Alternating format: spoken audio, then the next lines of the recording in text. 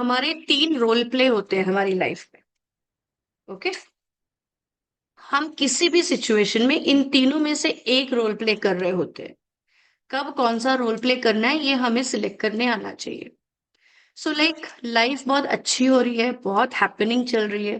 Pregnancy में सभी लोग बहुत सपोर्ट कर रहे हैं, every relation is going on so well. यहाँ पर आप कर्ता भाव में आ रहे हो, भोक्ता भाव में आ रहे हो, सॉरी, भोक्ता भाव is enjoying the phase. Yes. Keeping the reality in mind, keeping yourself grounded, not going so high, but enjoying that phase. Oh, thank you, mummy. आपने इतना कुछ किया. Thank you, hubby. You really are so supporting. You are in bhokta bhav. Enjoy to the fullest. Be in gratitude. Be in that happiness mode. So that is your bhokta bhav. Second, life में कोई ऐसी situation आ रही है जहां पर challenges है। Here you are asking yourself a question कि ये जो चैलेंज मेरे लाइफ में आया है, फॉर एग्जाम्पल अगर सोच लो कि तुम्हारी तबीयत जो थोड़ी सी फ्लक्चुएट हुई थी, तो ऐसा कुछ चैलेंज आया जो कि हमको थोड़ा सा जो है एक सैडनेस में बोलो या फिर एक अलग सिचुएशन में डालता है जहां पे आप बहुत हैप्पी नहीं हो। You need to ask your a question to yourself, can I do something to change this situation, right? तो आंसर आएगा यस यू कैन। तो आप चले गए डायरेक्टली कर्ता भाग में। Then you are not seeing the situation or that challenge as something that miserable is happening to you. You are in that doer mode. You are in that doer mode who is noting down all the possibilities which you can do so that the situation is coming back to the normal one. Okay, taking rest, taking medicine, keeping yourself away from the stress and everything, so these are going to make me little better in my health, and you start doing that. तो वो जो miserable part आपका चला गया, क्योंकि आप अब solution phase में आ गए हो, so you are doing it. Got it? तो हो गया ये कर्ता भाव। अब जब आपने डिफिकल्ट सिचुएशन में अपने आप को ये क्वेश्चन पूछा कि क्या मैं इसमें कुछ कर सकती हूँ चेंज करने के लिए, और आंसर आता है no, nothing is in your hand, you cannot do anything to change the situation।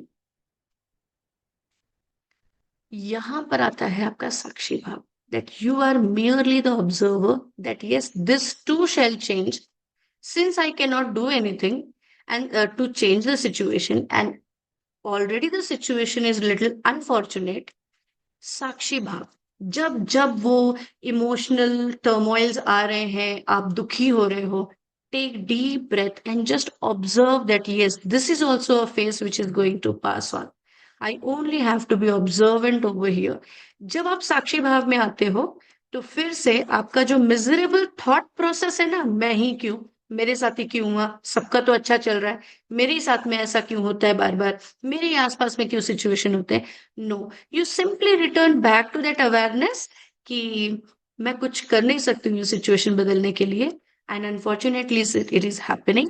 I'm going to observe it, this is also going to pass, new things, new opportunities, new hopes are going to come in my life, and definitely I'm going to be again in the same peaceful state। So this is your साक्षी भाव। तो ये 3 role play के अलावा, ये 3 role play तब आएंगे when you are actually aware in your mind। इन 3 के अलावा जब भी कोई चीज जो मिजरेबल स्टेट आती है, वो तभी आती है just because you are not aware enough to train and align your mind to the situations.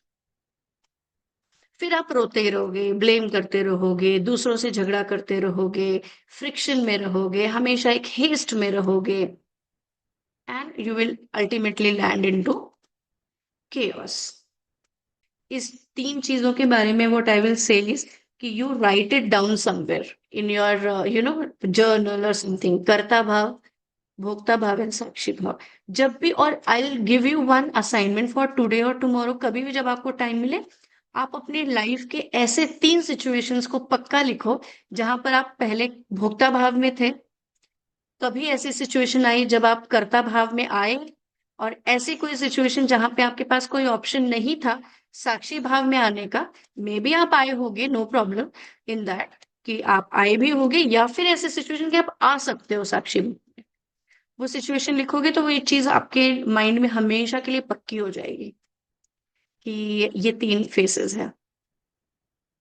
And you will never ever lose your peace of mind, जो कि rightly you have said, ultimate crux is to preserve, to conserve, or to be into your own peace.